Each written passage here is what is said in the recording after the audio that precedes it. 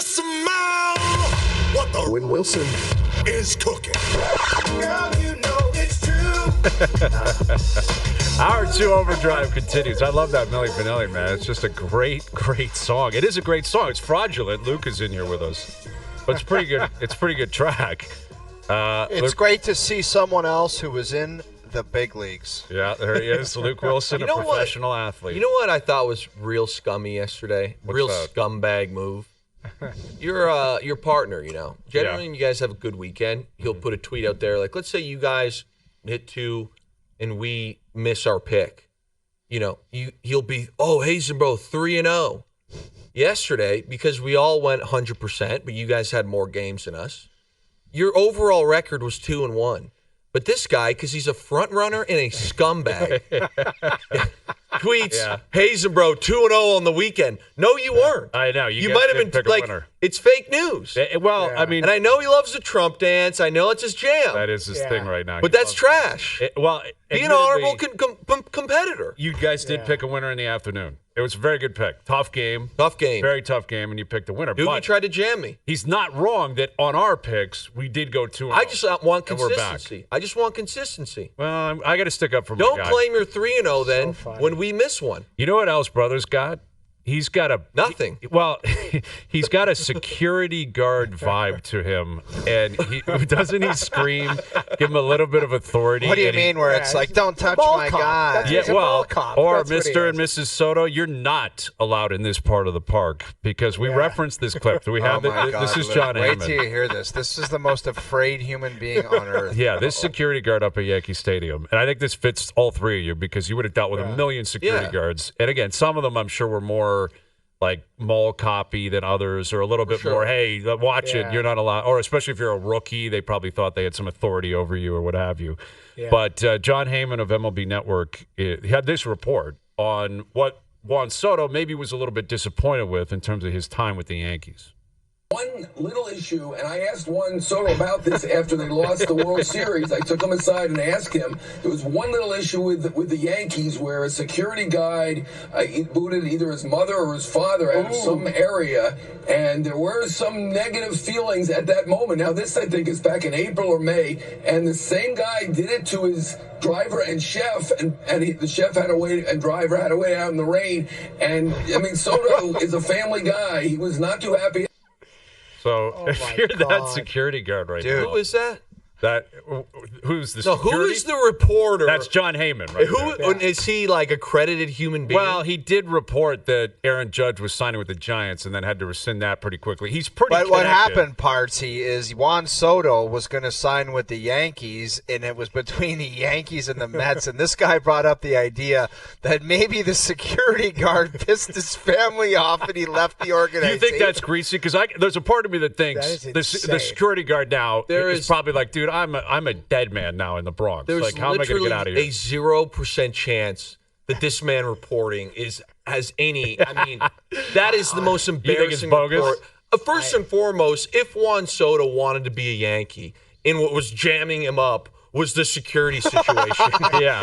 He's going, dude. But he's going still, right to the idea of it being reported, yes, they're going to track down who that guy is and say, what is the deal? 100%. Because if Soto wanted to sign with the Yankees, he'll go, I will sign for $760, but I want one thing done. I want you to call that guy who's kicked my parents and my driver and my cookout. You bring him into the office and you fire him right in front of me. No, let me fire him. You let me fire, like something like that. But if that is somewhat, like if he sat there with his parents. If he sat there with his parents at a table and was like, I got a choice between these two, and the dad is like, well, that guy kicked me out. I'm not going back to that stadium. Yeah. It would be insane. That security guard, man. That guy There's is no. Steve But Bartman here's now. my next thing, and I don't know how it is in hockey. The security guys that we deal with, there's like your people in the stands that are the hired help, but the security guys that are like on the Seahawks staff, and this is not just Seattle. When I was in Detroit, everywhere we went, the small time I was in Oakland, these guys bend over backwards to make you and your family feel comfortable. So at what point, like if this actually has merit to it, what was Juan Soto's dad doing to be kicked out of an area? Well, that is a That's very the good next question. thing. Is there a Or the chance? chef. What's the chef? Is he trying to fire up a stir fry in the outfield, or what is? This is the security guard with the Juan Soto's dad. You know, I don't know if they get. That's one of the funniest things. Yeah, man. I got to know this guy. I I'll want to know tell the you what backstory. tripped me here. out, and I don't know if Doobie could pull this up. Might take him a second. But did you see the video of him getting champagne poured on himself? Oh, yeah, in the hot tub. That Yeah. was That was awkward. maybe the weirdest. Now that I've heard very this, awkward. that'll Yeah. trump that. Well, but- and furthermore, Heyman, I'm pretty sure the report, didn't he say he pulled Soto aside right after the World Series? Yeah. So, like, who's doing that? Like, and that Soto, guy is lying. He said that Aaron Judge is going to the Giants. He He's did probably the report same that. guy who claimed he just that fired a Shohei was coming radio to the Blue station Jays. this week because the guy brought it up again. Yeah, he was on the Fan in New York, and the guy was goofing on this guy about being in the pocket of Boras. Parts. The And thing Heyman about it freaked is out. he broke Aaron Judge, but he spelt his name wrong. He called him Arson Judge. Arson Judge to that's the even Giants, worse. and then like an hour later, oops, sorry. Yeah, that is. I'm going to be honest. I'm going to be completely honest. If I were to ever sign a $700 million deal, first off, there would be no videos of that party. That's another Okay, thing. secondly, Phones at the door. if there was a video, I would not be solo dolo in a hot tub with my boy pouring champagne on my dome. And that bottle looked like it was like a 375 milliliter one too, man. Like, That is that wasn't a tough look for me. Yeah, that's not 50 grand at a Vegas club bottle. Like No. that thing was the size of this. Baby, it was Like, baby duck. It was a baby duck. Yeah, dude. like that was $12 at the local store. Like we're humming. I think of, and again, it's nowhere near 700. That looks like a Bud Light, man. That's not. I don't even that's think just that a is weird champagne. Vibe. Like it's really, really strange. Yeah, that's a weird vibe. That is weird, but that's the world today, though. 750 Everybody wants million, man, That's or a 60 video million. you put out there. Like we all are pretty private. Like I don't know if I'd put that video. I think you say thank you and that's it. I don't know if you let your buddies film you getting beer or well, you champagne posted poured on it you. too, right? Yeah, like I that's guess what you're I having a mean. party. Cool, go for it. But man, Yeah. I mean, Good on him, 65 though. million. I'll be Good on honest. He's dude. doing his thing. He's living his life. Yeah, exactly. I was in LaSalle, Ontario when I was drafted to the NFL. After the phone call came, you do your business, you sign the dotted line of when I'm leaving, and me and my boys went straight to OLED Avenue and burned the city down. Yes. I mean, Straight that's cash. and if I had $700 million, we would have been on a plane to, I don't know, maybe somewhere in Europe. That's where you can go anywhere. You can say, where are we going for a week? It's on me, man. I'm The going to pay idea $1 million that- cash. Yeah, Right I have a. I mean, again, Windsor, Ontario is a special place for partying. Great ballet, if you know what I'm saying. That's great. But other than that, I have a hard time with that video. Okay. That's Well, let Yeah, me it's play tough. another video here. This is a New York one, another New York one featuring another player in New York, Malik Nabers, where someone paid a lot of money for a plane to fly over MetLife. This is the I best. saw that. just saying, Mr. Mara, enough. Please fix this dumpster fire. And the Mara family are the owners of the Giants. So Malik Nabers, who's a rookie on the team and has already been bent out of shape on multiple occasions this year, I think gets posted a layup from the media here. Gets asked about it and could have easily said, what a litany of things. Yes. We're trying in here. Yes, it's not. We're going to get it done for you. Or even just go speak to the owner. That one's not for me. This is how Malik Nabers responded to being posed the question, what do you make of that plane flying over MetLife? How do you, as a player, what do you make of that? I ain't paid for the plane.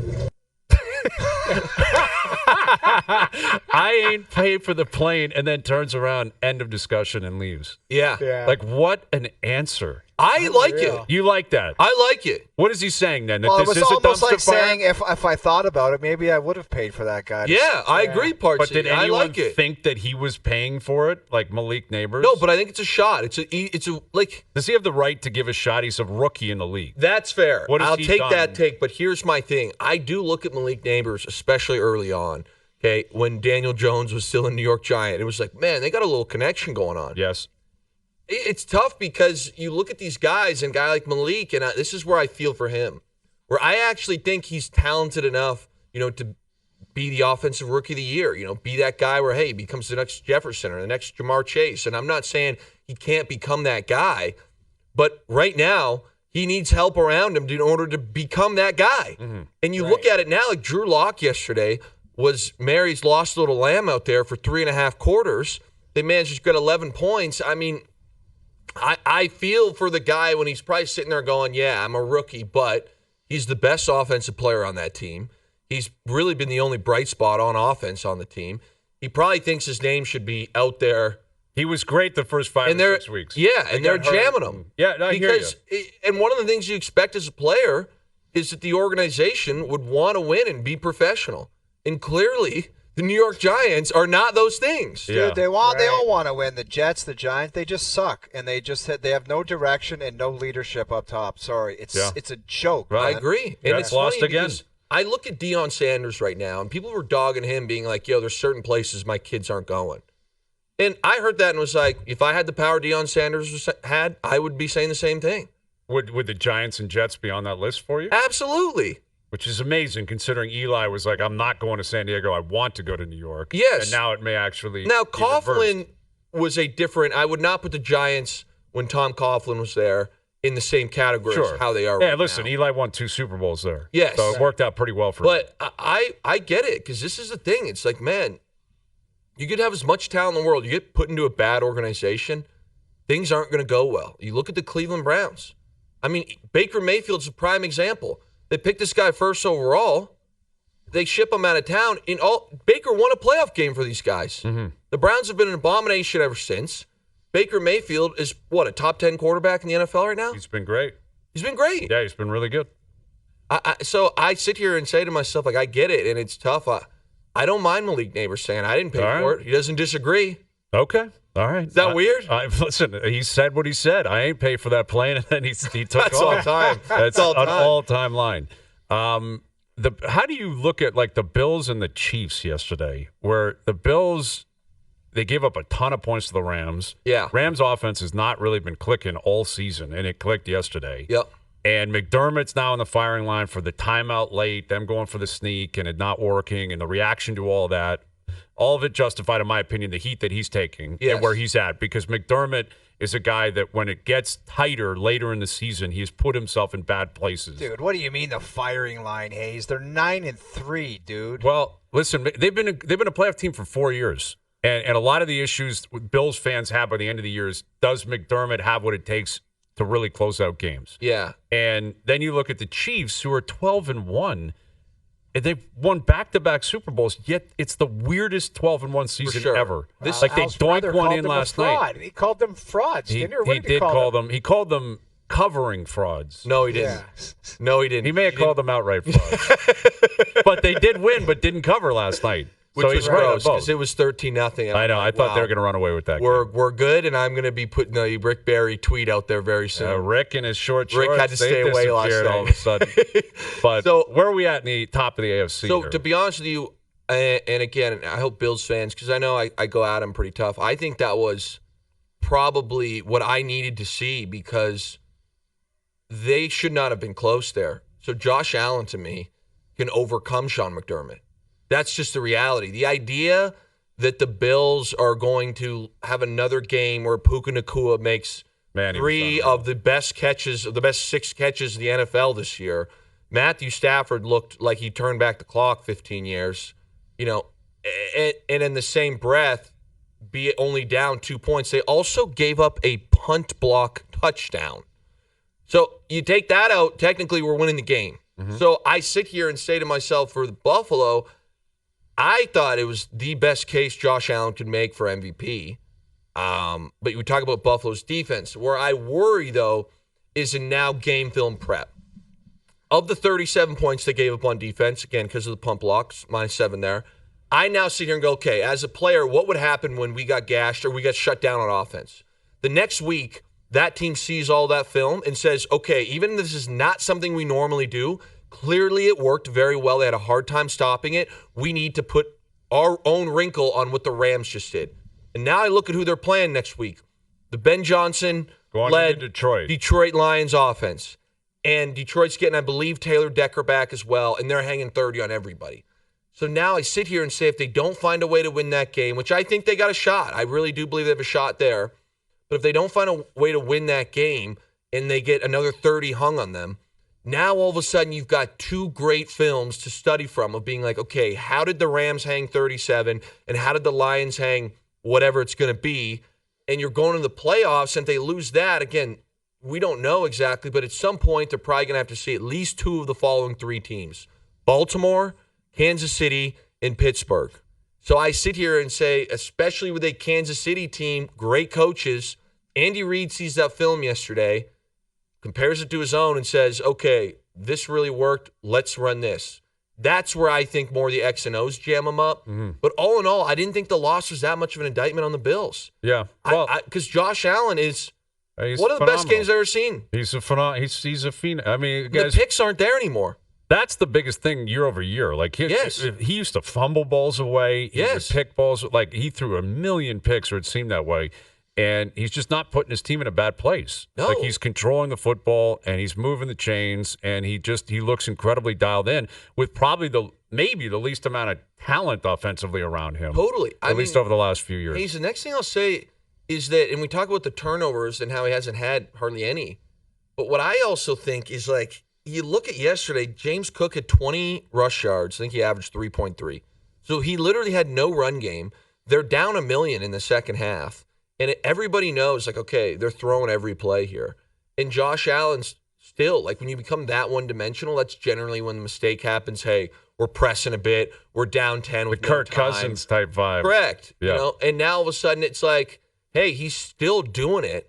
I tip my cap because that was another one that could have really gotten away quickly. Yeah. Well, and after the Detroit game, they got a soft sched coming home, and Kansas City's got a tough schedule. Pittsburgh's What's crazy, got a tough though, schedule. is that game wasn't on the docket. Doogie not having that game on the docket was bizarre. That was bizarre. I thought that was one of the bigger games of the weekend. Yet now we have one for tonight, and on FanDuel it is now Bengals down to -4.5. 4.5 now, is it? Bengals 4.5 at the Cowboys. This is a weird game, a weird line. I would guess if you ask the average NFL fan who's not really paying attention, they would just assume Cincinnati has more wins than the Cowboys. They would assume incorrectly. Dallas has a better record. You're not going to get me to take the Cowboys. You're not going to take the points. No. Okay. No, look at that. He tried. Okay. Hold on, he tried. Look at your buddy wants to. You look at him over there. What? No, I gotta say, one of the biggest concerns I have is, like, what kind of frame of mind is Joe Burrow going to be in? Because if he's in any kind of frame of mind, this is a blowout and it's not even close. My personal opinion parts. Totally. You're saying, like, they're going to blow them out.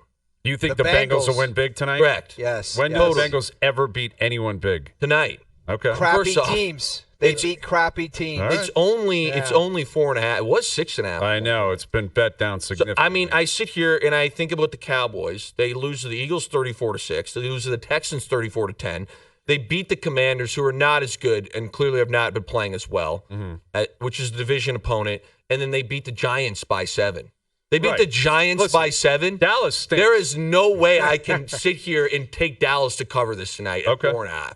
All right. Could it happen? Of course it could happen. That Bengals defense is not good. Historically That's awful. called boardroom chats. Not good. Boardroom chats. Right, where I think we potentially get jammed, I'm going with the Bengals. There's no way I'm changing that. But where I think we might get jammed is that the Cowboys' run defense is very, very bad. And, O-Dog, you said it. The Bengals' defense is also very susceptible to getting 35 points hung on them. So I do slightly worry that the Bengals' game plan is going to be, hey, even though we can throw all over this team, we can run all over this team, let's hand the ball off to Chase Brown, keep this kind of a slower game that our defense isn't on the field that long, be up 6, and ride that coattail into a Kansas City Chiefs type win, and now all of a sudden there's a greasy backdoor cover. I do worry about that. But that being said, O-Dog, I think it's the right pick. I think this puts us even on the week. We haven't missed a pick this weekend. We're on fire right now. Since the speech, we've only missed one. Yeah. We got to keep it going. To me, this whole weekend was the Geppetto bot farmers kind of like last stand.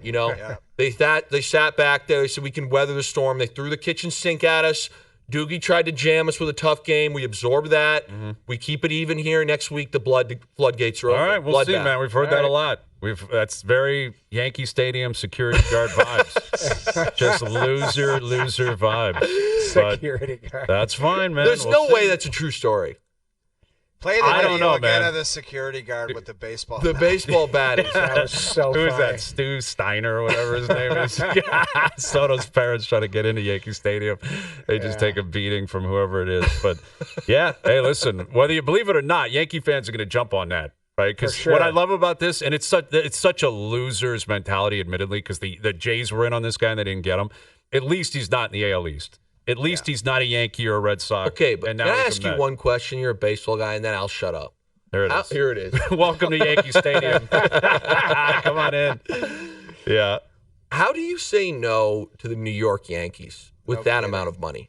It is absurd that Yeah. he turned down what sounds like about $5 million difference. Yes. They offered per year like 47.5 with the Yankees, 51 with the Mets. It may be as simple as Boris just said, you have to go wherever they literally will pay you the most. It may be that. Yeah, it could be. And Cohen just was going to continue to up and up and up with the Mets.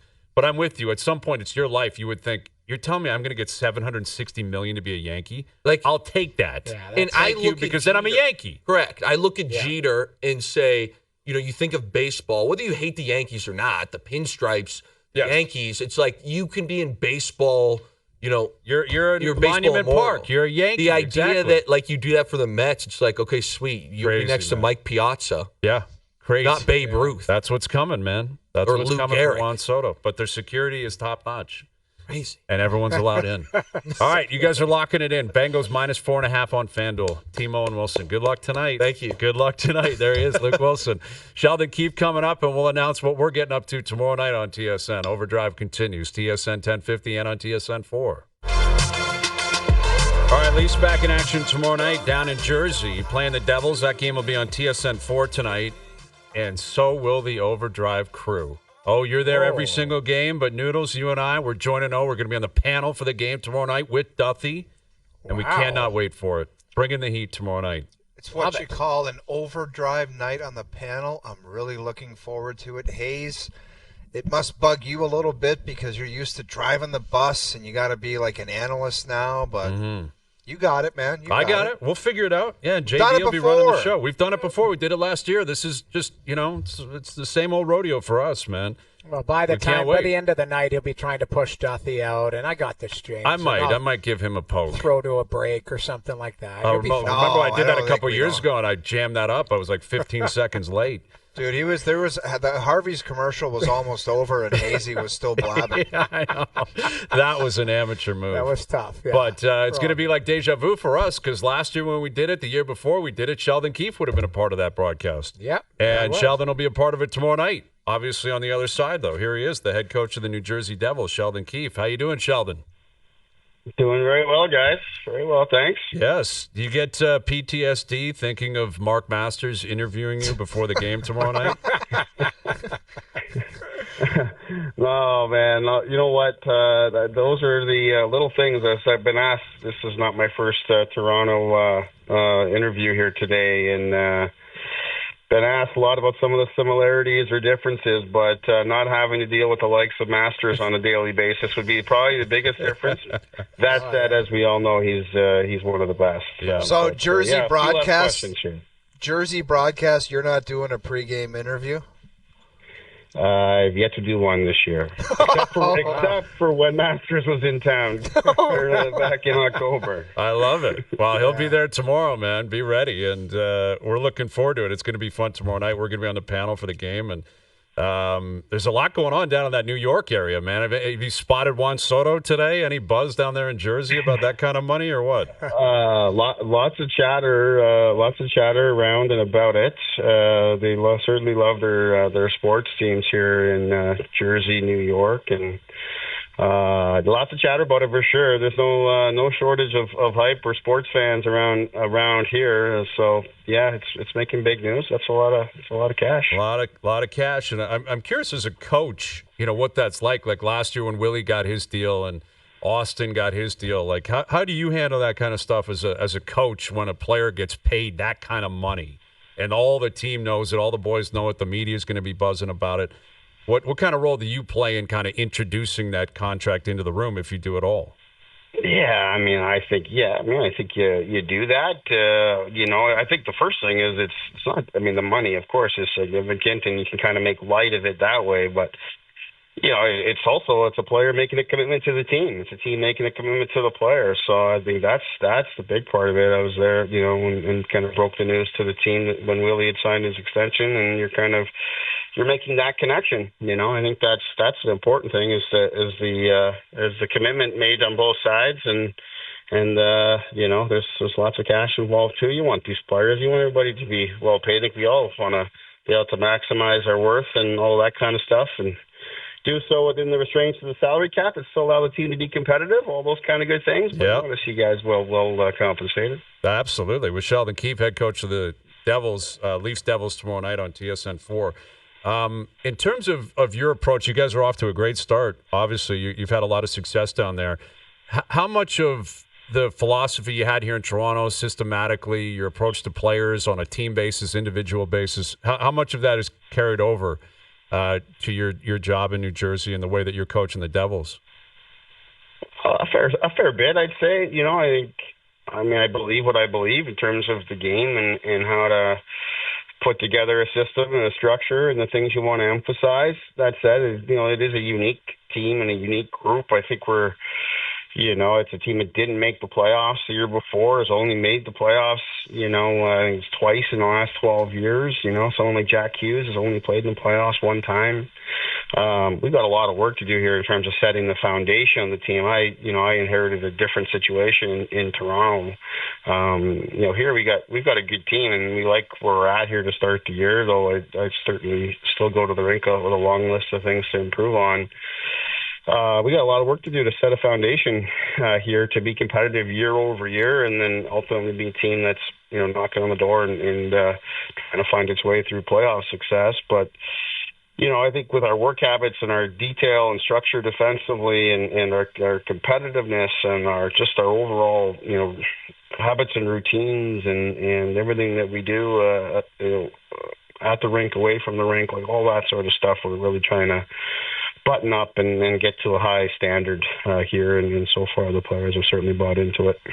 Sheldon, every coach in the league knows pretty much every player, but you get to lay eyes on a guy like Jesper Bratt every day. I don't want to say he's a household name, but he's a guy who's got 37 points this season. He's leading your team.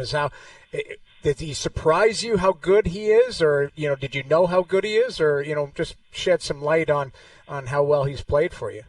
Yeah, I think I certainly had appreciation for his skill level. The few times we play New Jersey and your pre-scouts, you dig in on it a little bit, and you certainly are aware of it. But seeing it on a daily basis, seeing it in practice, like the speed and agility that he has, in tight spaces and the change of direction, like it's certainly in the top 1% of the league. So it's fun to watch, but probably more important than that is for Brad, like how he approaches the game on a daily basis, his professionalism, the way he takes care of himself, the time he spends in the gym, the recovery time, like everything that he does to remain healthy and to play at a high level consistently, is that I've been really, really impressed with, and something that you would never know, just watched him play on TV. But he's a real professional, and there's not a moment that he's not doing what he thinks is right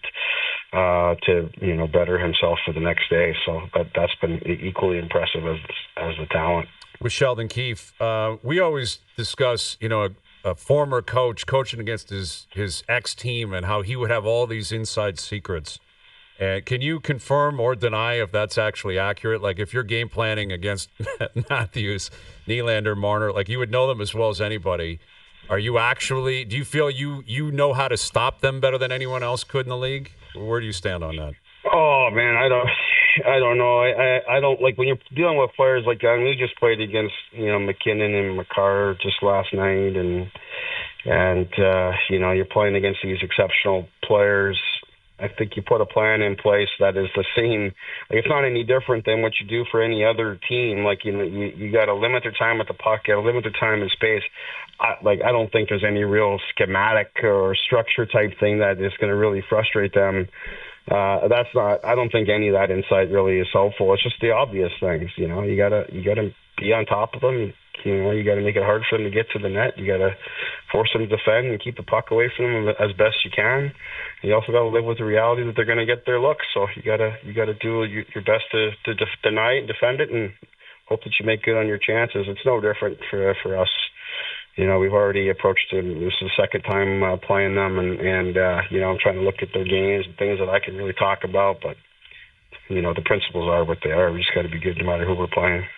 Kiefer, I got a kick out of this Jack Hughes, some of his answers with the media. I think he was asked last week whether he was trying to embarrass the goalie, and he just said, like, I don't even know what that means. Like, what are you talking about? He has, like, a surfer vibe to him. What's his act like to be around every day? He's a very interesting guy, and I've really enjoyed him. I mean, he's,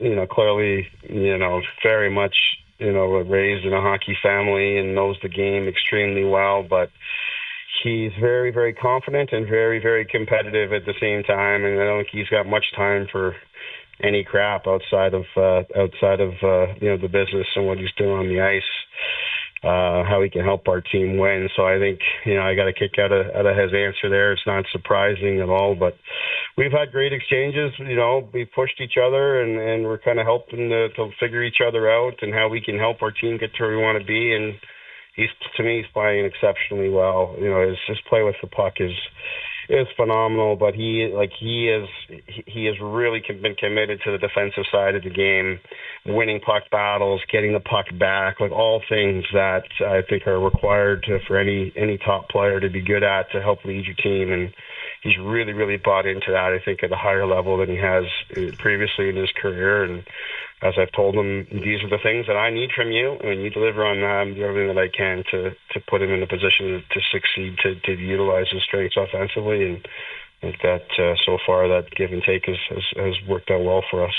Do you ever find it shocking that you have to bring up the idea? Like during this conversation alone, I've heard you say details, structure, puck battles, defensive zone awareness. Like, does it not shock you that you have to bring it to players' attention so much? Like, I've never considered the NHL a developmental league, and it just seems like you have to harp on this stuff all the time with guys, where it just seemed like it was a non-negotiable thing. I don't like dating myself, but it was like, you better do this or you don't get to play. And now it's like coaches got to be on guys' asses all the time.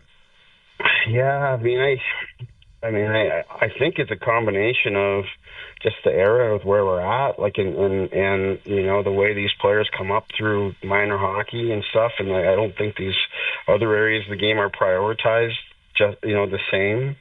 And so many of them, you know, their talent level is so high that they can get away with so much, but then you get to a level where, you know, that if you make the mistake here or there, or you cut a corner here or there, there's somebody probably just as good on the other team, and they'll make you pay for it. But I think that's part of our job. It's part of the deal in coaching is to stay on these things. It's hard to do over the course of 82 games. That's one thing I think, you know, you guys I'm sure can appreciate. It's hard to do it city to city 82 times. You're going to have nights where you're not feeling it or it's not going right, but you hope that you've got enough of a foundation there and you can minimize mistakes enough that you give yourself a chance to win and compete every night. But the buy-in from our guys in this area has been really good. We've had dips, no question, and you know, that I don't feel very good about. But you know, then sometimes I step back and I get lots of reports on where we're at as a team, and look at where we are in the league in different categories, and things have been going pretty good. But you know, if anything, that's more motivation to keep pushing, because there's so much opportunity for this group to continue to grow, and we will need to be, because you know, I like to think we're just kind of getting started here in terms of sustainability.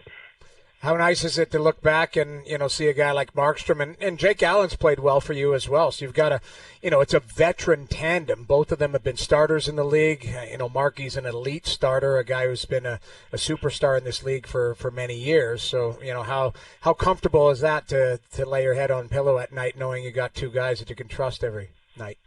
Yeah, it's been really good. You know, it's been really good in both both guys not only have played well for us, they've had little dips at times where they bounce right back, which is great and a credit to them. Their mindset's really good. Two veteran guys, very experienced. This is, at least in my experience, in my time, like you don't always get a lot of say leadership from the goaltenders. They're sort of kind of on an island and kind of do their own thing. But these two guys both they bring a lot of leadership qualities to our locker room. They're both competitors, smart guys that know the game really well, and offer lots to what is still a young core and young group of guys. So they're stopping the pucks. They've done a job, but they've also helped really set and push our culture that we're trying to build here too.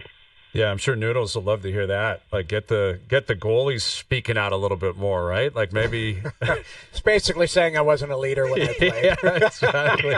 Just stay in the corner and shut up, please. We got it. We got to take it care of. But it is rare, like you saying that. You don't hear that too often. like, generally speaking, goalies just kind of do. They kind of want to do their own thing too, right, Sheldon? Yeah. Like, they kind of want to be left alone on game days and let themselves just kind of do whatever they have to do to get ready. Yeah, no question. No, these don't get me wrong, these guys are preparing and they're getting themselves ready, but they're very observant to what's going on around them. They've been, on different teams. Jake Allen won Stanley Cup in St. Louis, and as Noodles knows, as the goalie, often when you are sitting back, whether it's in the net or in the room, you take in a lot. And these guys are very smart, and I won't be surprised if they'll be coaches if they want to be when this is all said and done. But they're both good assets, for me to lean on coming into a new situation, and along with some others that Fitz brought in this summer to our group, it's really helped support the leadership group.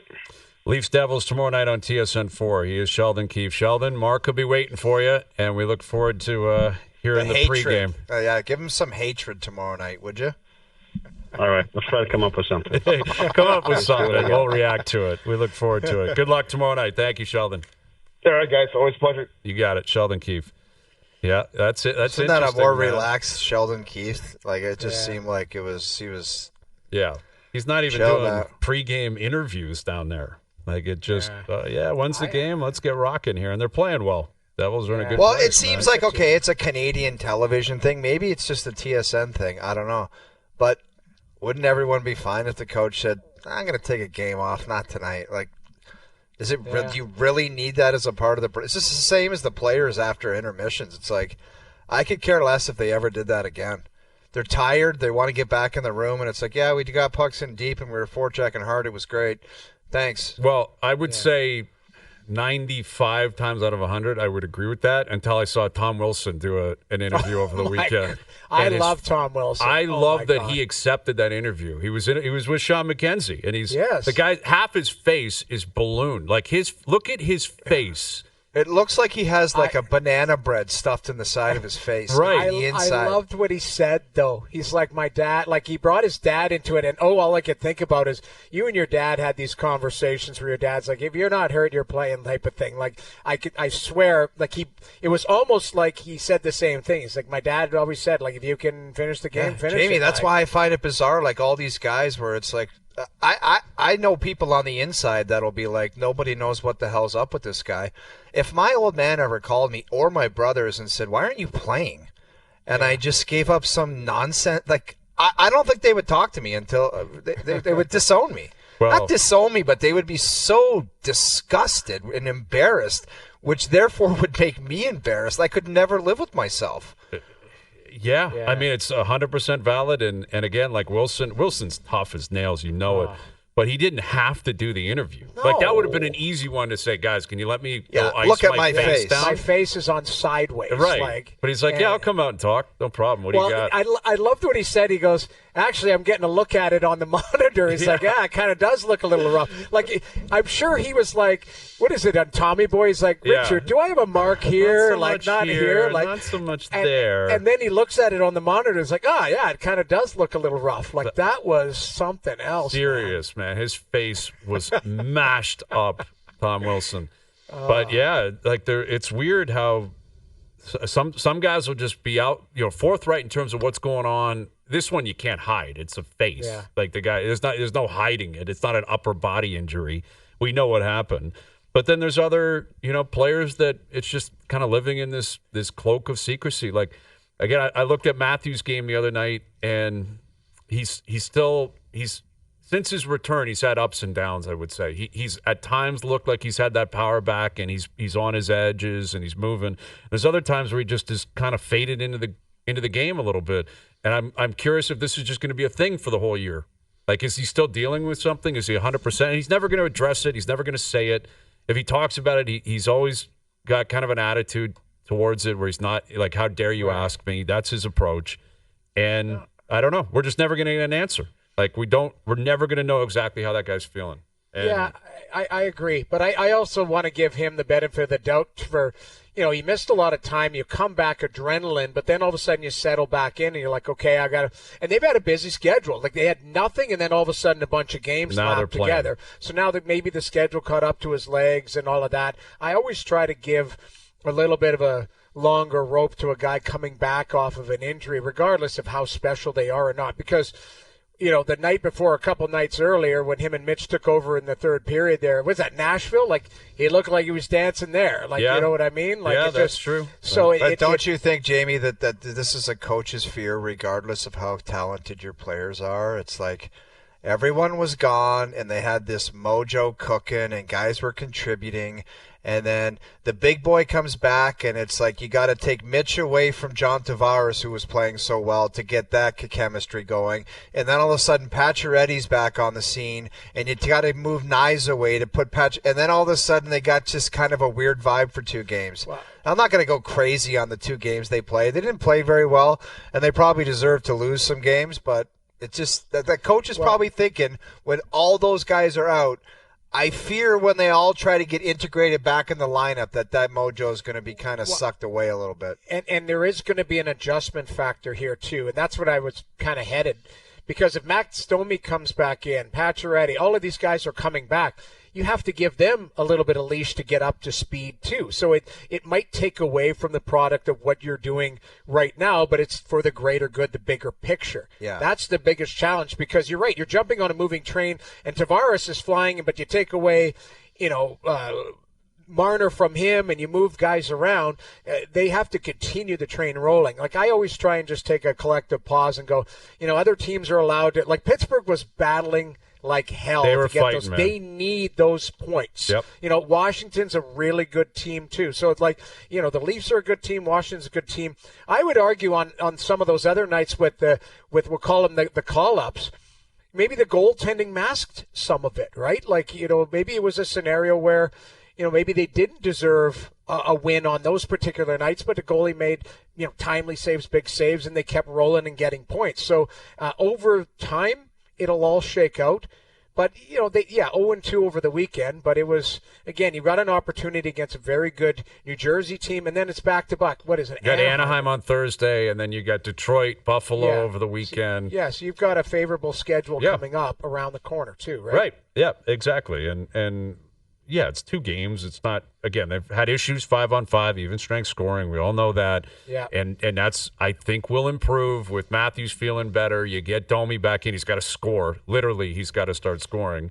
Right. But Pacioretty, if he gets back to where he was before the injury, McMahon's going to return. Like, things are going to shift and move, but you're gonna also shed a lot of players who should be in the American League, right? And that over time is going to help you. You just have to, you got to get to that point.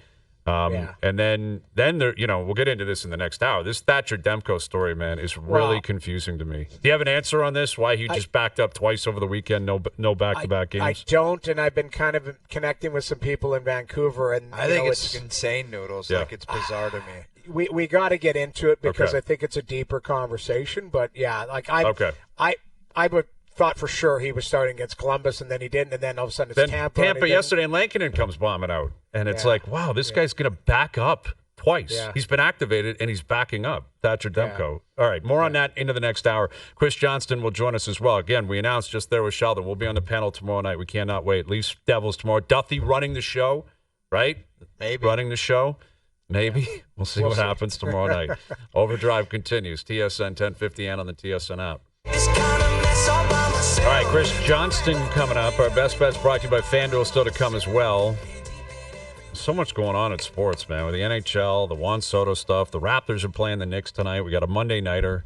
That Avalanche team guy got rid of that Georgiev. That's a big trade, man. Yeah, That's Mackenzie Blackwood acquired. Yeah, he's a good goalie. They picked up Scott Wedgwood a week ago, so they've just completely turned over their goaltenders. They literally said, "We're getting both of you, no way, gone." Yep.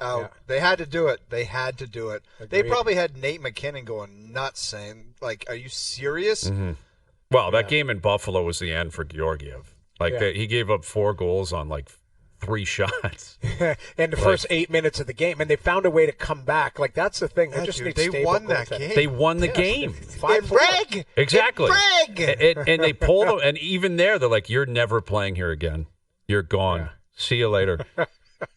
It's ruthless, but also I kind of appreciate Sakic and company out there. They're like, we're in a cup window here.